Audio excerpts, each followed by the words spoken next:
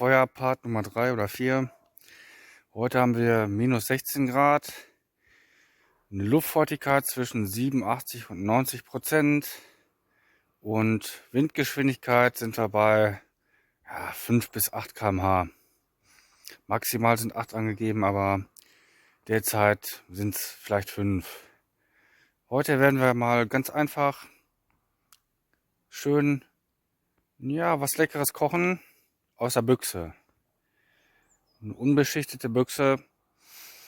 Dementsprechend können wir die selber komplett direkt heiß machen und das genießen. Schaut euch das an. Viel Spaß mit dem Video. Bis gleich.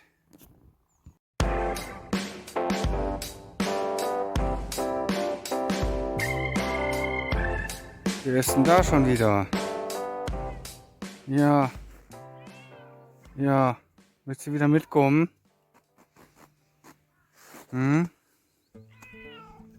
Ja.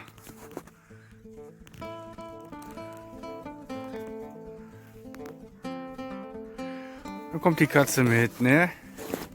Ja, komm mal her.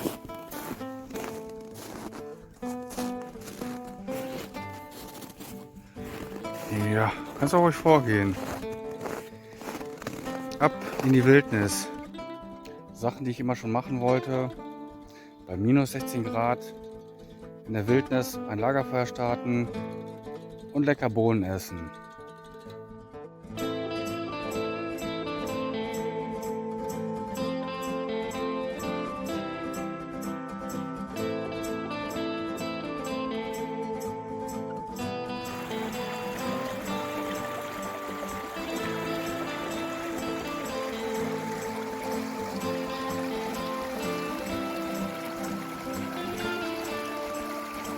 Ich habe mir jetzt nur ganz minimalistisch eine Ecke hier freigeschoben vom Schnee. Und dann beginnen wir jetzt gleich mal mit dem Feuer. Aufwärmen ist nicht verkehrt. Ich habe mir vorher noch ein bisschen gepflückt gehabt, die Dinger. Die lege ich jetzt erstmal hier ganz gnadenlos runter. Ohne Spezialverfahren, ohne Schnickschnack. Dann kann da schon mal der Wind ein bisschen drunter herziehen gleich, wenn ich das entzünden möchte. So ganz einfach, dann soll das wohl funktionieren. Da liegt schon mal ein bisschen höher. Man kann auch dementsprechend natürlich bei dem zugefrorenen Boden keine Chance. So kann das Märchen schon beginnen. Minus 16 Grad. Das geht schon. Ich bin echt keine Mimose. Ich habe schon andere Temperaturen überlebt in der Wildnis. Aber mit der Luftfeuchtigkeit ist das schon gefühlt noch ein bisschen kühler. Ja, da wir heute nicht stundenlang zugange sein wollen, wird heute mal ein bisschen gemogelt. Ja, was heißt gemogelt? Ein paar Taschentücher untergelegt.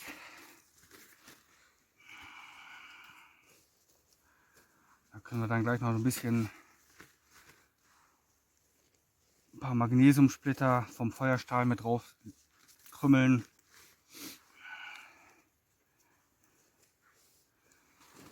Und dann soll das wohl ganz gut zündeln. Jetzt müssen wir eben noch ein bisschen Zunder vorbereiten.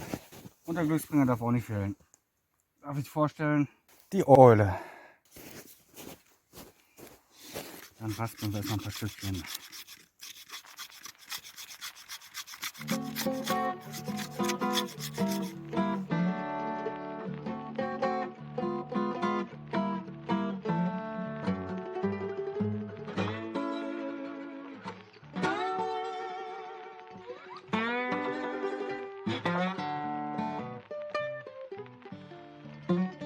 Gespalten habe ich schon ein bisschen Holz.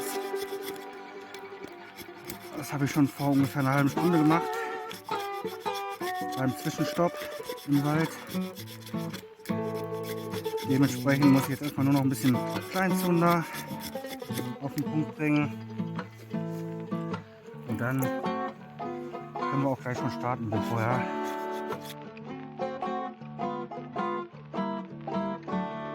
Ganz schöne kleine Holzlöckchen. Ja, heute habe ich ausnahmsweise mal nicht mal ein Supermesser mit dabei, aber es soll wohl mit diesem Universaltool auch funktionieren. Wie ich schon sagte, viele Wege führen nach Rom.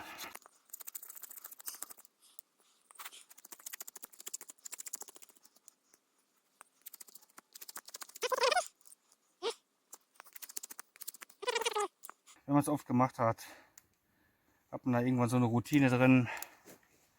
Da bringt einem auch nichts mehr aus der Ruhe. Nichts bringt einen aus der Ruhe. Das kann man so sagen. Hier haben wir noch so ein paar kleine zusätzliche Stückchen. Ein paar Splitter. Ein bisschen klein brechen. Anlegen. In verschiedenen Positionen und Winkeln.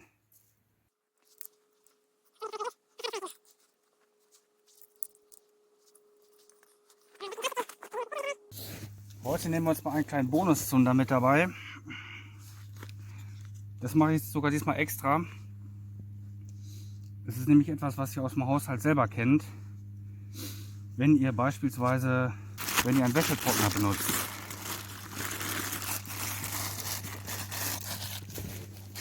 Jeder kennt am Wäschetrockner das Flusensieb. Da wo die kleinen textilen Fussel bei sind. Textile Fussel brennen wie die Hölle.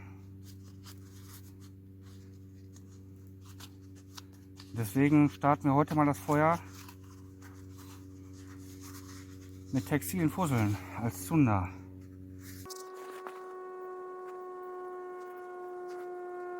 Ein bisschen auflockern, dazwischen schieben.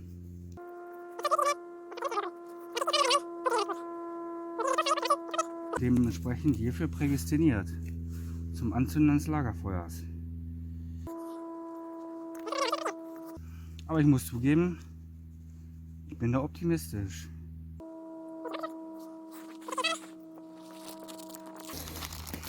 Und damit unserem Kollegen hier nichts passiert, der Kollege Eule, der kommt jetzt erstmal beiseite. Den werde ich jetzt immer auf Rasen mit dabei haben. Mein kleines Maskottchen. Ich hoffe, es gefällt euch. Jetzt kann es weitergehen. Ja, dann fangen wir doch mal an.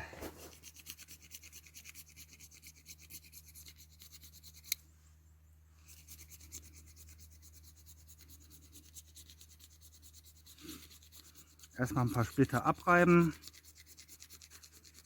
Überall so ein bisschen verteilen. Das ist natürlich sehr minimalistisch, dieses Modell. Da gibt es schönere Reibestoffe, Reibestücke. Ein Messer tut es auch sehr gut. Wenn ihr ein Stahlmesser habt besonders. Aber es funktioniert noch. Dementsprechend benutze ich das jetzt auch erstmal noch. Und an ist das Feuer. Kann es ja losgehen.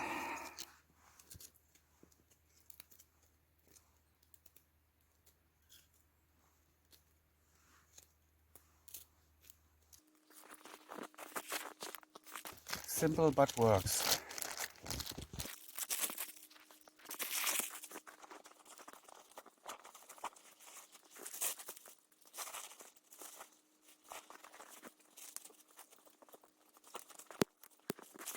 Am Anfang lohnt es sich immer, das Feuer erstmal gut im Auge zu behalten, dass man dementsprechend zusieht, dass es brennt.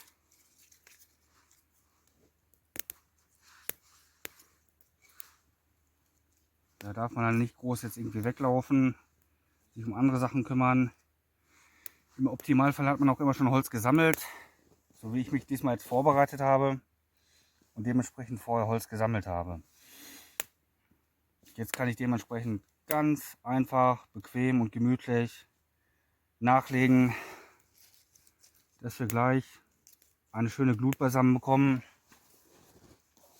und ich dann in der Glut mir lecker was Warmes zu essen machen kann.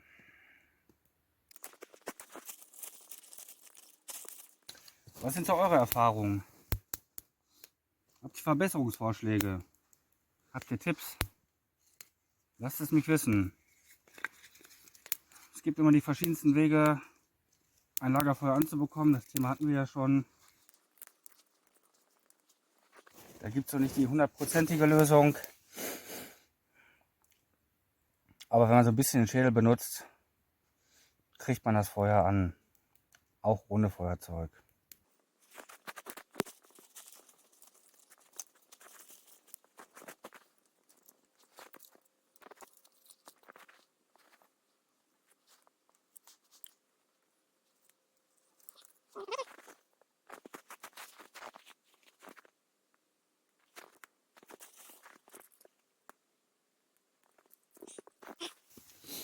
Habt ihr schon mal bei Minusgraden draußen ein Feuer gestartet? Wenn ihr da irgendwelche Ideen habt, Inspirationen, schreibt es gerne in die Kommentare unten rein. Ich habe das heute mal wieder extra sehr minimalistisch gehalten, damit ihr seht, dass es auf einem absolut einfachen Wege funktioniert. Keinen großen Schnickschnack, kein Schickimicki. Und gleich kann ich mich schön daran aufwärmen und mich an einem warmen Essen und einem leckeren Tee erfreuen.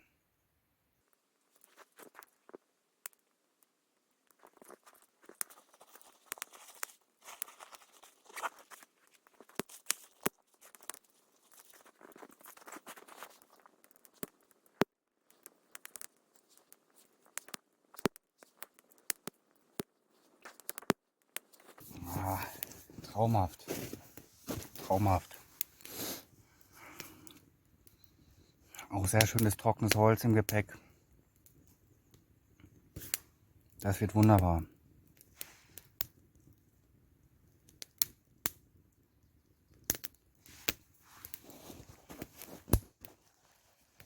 In der Natur ist es doch irgendwie am schönsten. Das wusste ich als kleines Kind schon zu schätzen. Andere haben vor der Spielekonsole gehangen. Ich war Baum ausbauen. Matschen im Dreck. Durch den Fluss ziehen. Wunderschöne Zeiten. Möchte ich nicht missen.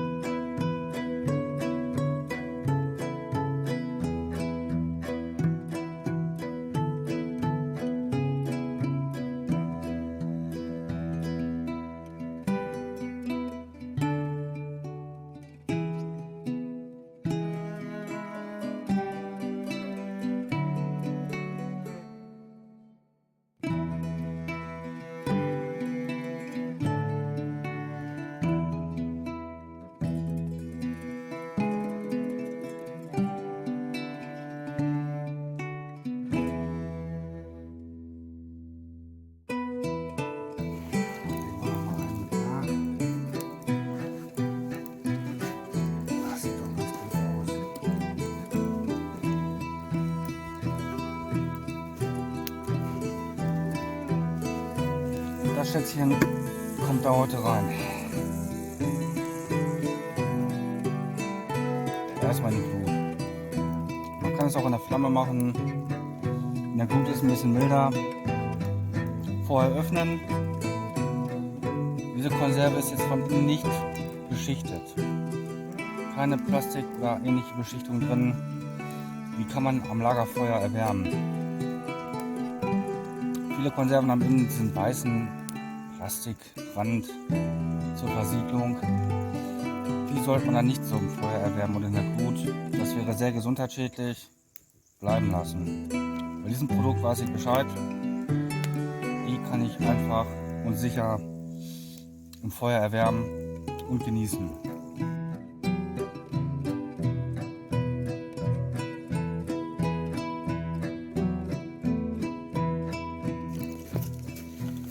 Das sieht für den Anfang schon mal ganz gut aus. Es entsteht eine ganz gute Glut. Da legen wir noch ein paar Stückchen nach, damit wir nachher auch richtig schön Fofo haben und schnell unser Essen zubereiten können. Wobei schnell nicht immer die Lösung ist. Gut Ding braucht Weil. Manche Sachen müssen natürlich ganz mild in Ruhe zubereitet werden. Dann werden sie manchmal auch besser. Ich habe jetzt keinen Zeitdruck. Ich lasse das jetzt mal so vor sich hinschmoren. Und dann ja, schauen wir mal weiter.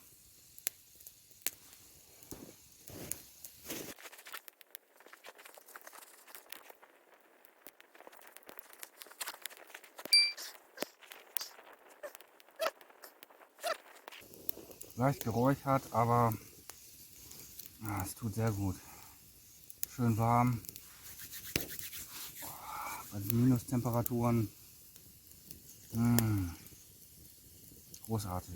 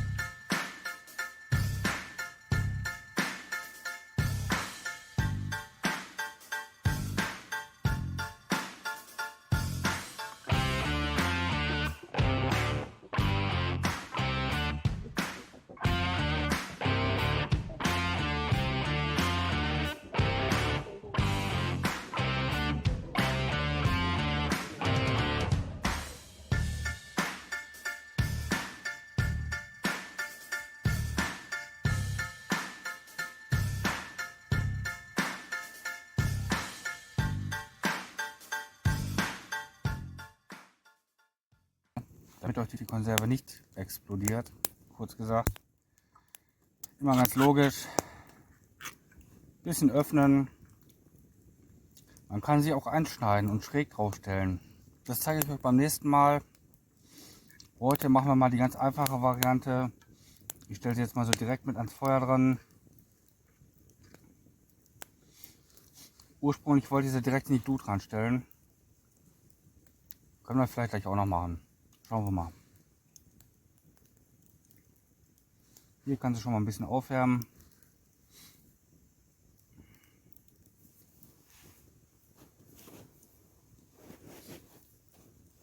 Aber auf diesem Wege bekommt ihr auch ganz guten lecker Essen hin.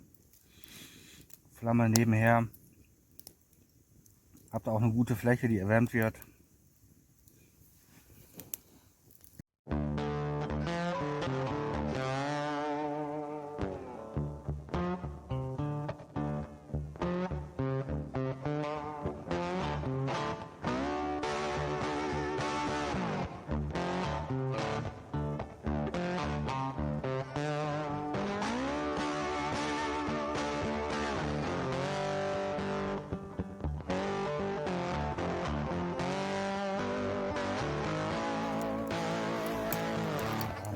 Mal zu reden.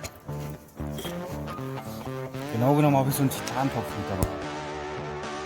Da hätte ich die lecker Böhnchen auch drin erwärmen können. Kann man auch mal ins Feuer stellen, mit Blut. Kein Problem, meinen Erfahrungen nach zumindest. Aber ich möchte das heute wirklich mal extra minimalistisch machen, wenn ihr mal keinen Becher mit habt. Kein Pott, kein Topf, kein nichts. Und habt durch Zufall eine Konserve, die nicht plastikbeschichtet ist von mir. Dann könnt ihr das auch so machen.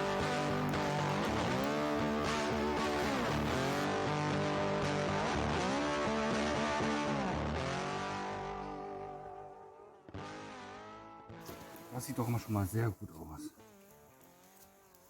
So. Heavy Metal.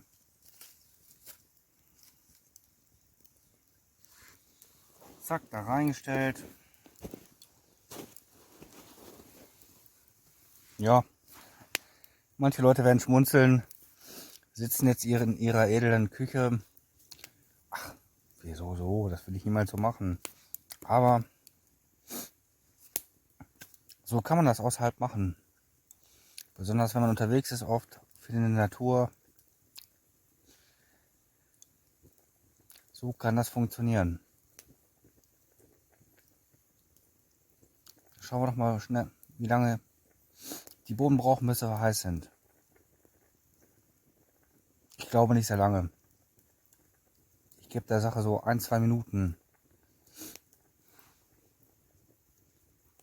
Ja, sagen wir mal 3 Minuten. Dann könnte die Büchse schon am Köcheln sein. Wie gesagt schon, immer vorher öffnen. Sonst fliegt euch alles um die Ohren.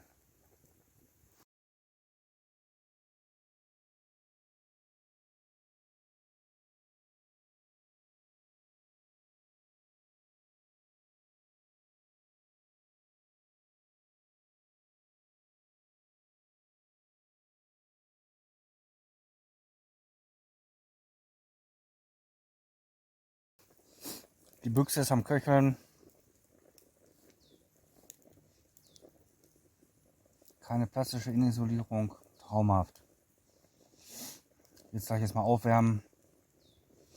Und dann können wir die nächsten Schritte planen vom heutigen Tag. Man könnte auch einen Shelter bauen. Ihr könnt auch ein Iglo bauen bei dem Wetter.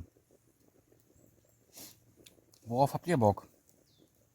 Habt ihr Ideen? Allgemein mal. Einfach vorschlagen und in die Kommentare rein. Ich bin da für alle Themenbereiche so ziemlich offen. Und wenn ich irgendwas nicht weiß, dann mache ich mich kundig. So, die ist am Köcheln. Wow. Mal vorsichtig genießen. Mit Vorsicht, mit Vorsicht. Kleines Stück Asche. Oh. Die ist fertig. Oh. Die ist fertig.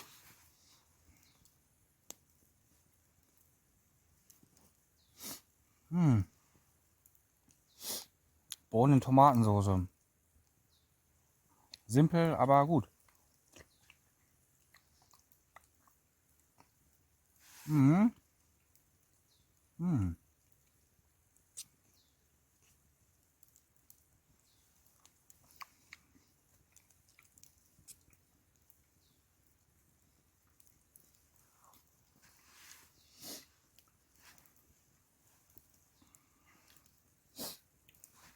Ah, hundertprozentig. Hundertprozentig. Funktioniert. Sehr einfach. Aber wenn es auch mal einfach sein darf, sehr gut. Beim Ausflug. Hm. Hm.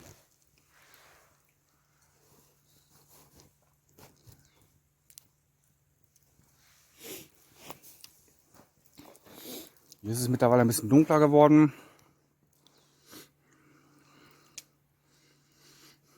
Alles zugeschneit. Ja gut, ich muss zugeben, die Füße werden mittlerweile ein bisschen kalt.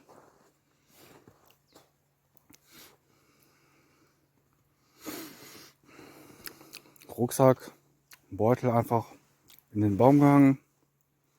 Nichts wird nass. Und hier ist die simple Feuerstelle. Ein bisschen Schnee platt getreten am Rand zuvor. Aber ich muss zugeben, doch, die können wir gleich nochmal aufwärmen. Und dann kann es weitergehen. Aber erstmal die Bohnen genießen. Bis später. Und falls der Akku leer sein sollte, ich hoffe, euch hat das Video gefallen. Please subscribe. Please like. Ich werde euch auch folgen. Feuerstelle sauber hinterlassen. Sauber mit Schnee abgelöscht. So kann nichts passieren. Jetzt kann es weitergehen. Einmal mitten durch.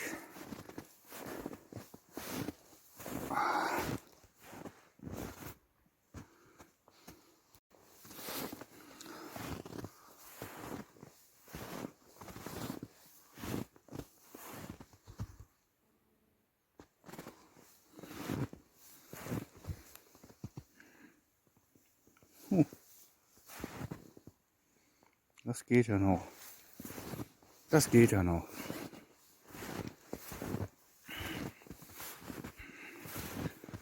Oh. Komm, erstmal den Weg zurück, wo wir gekommen sind. Rückreise von der Anreise.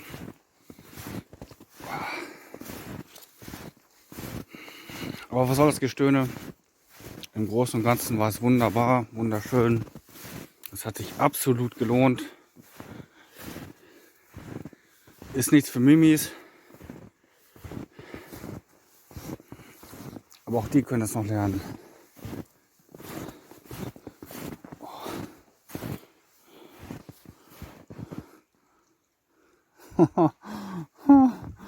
My man. Eben aufgetaut. Jetzt schon wieder eingefroren.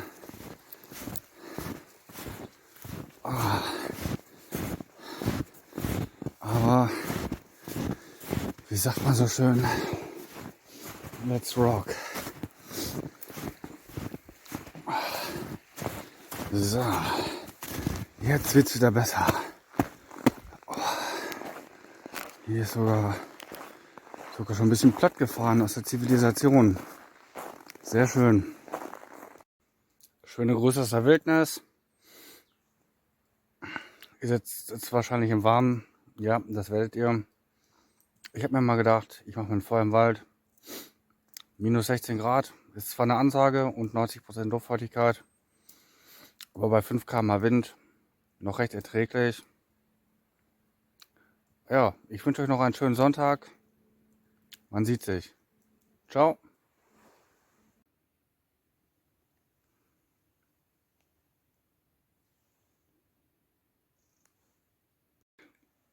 Einen kurzen Unterschlupfpunkt gefunden. Sogar mit Mülltonne. Richtig edel. Aber sehr interessant. Hier so auf dem Tisch noch ein bisschen Schnee. Hier haben sich die Vögel auch schon umgeguckt. Ob hier noch irgendwas zu fressen ist. Irgendwas Fressbares findbar ist. Sagen wir es mal so.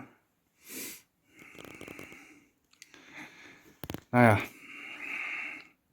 Ich werde dann jetzt auch mal weiter.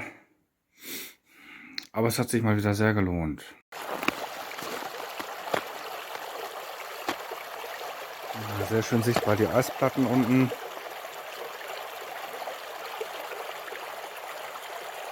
Und an den restlichen Punkten fließt noch ein bisschen Wasser.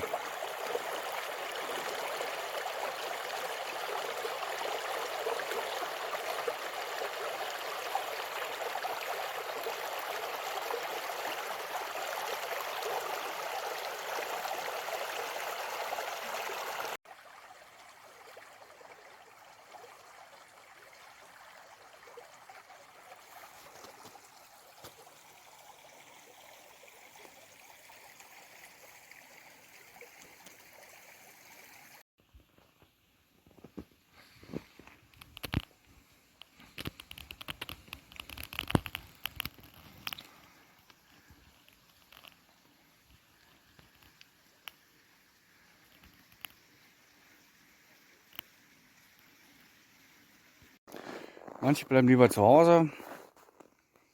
Ja, ich muss zugeben, schöner als vorm Fernseher zu sitzen. Interessanter, lehrreicher und lecker war es auch. Wenn euch das Video gefallen hat, einfach abonnieren, irgendwo da oder so.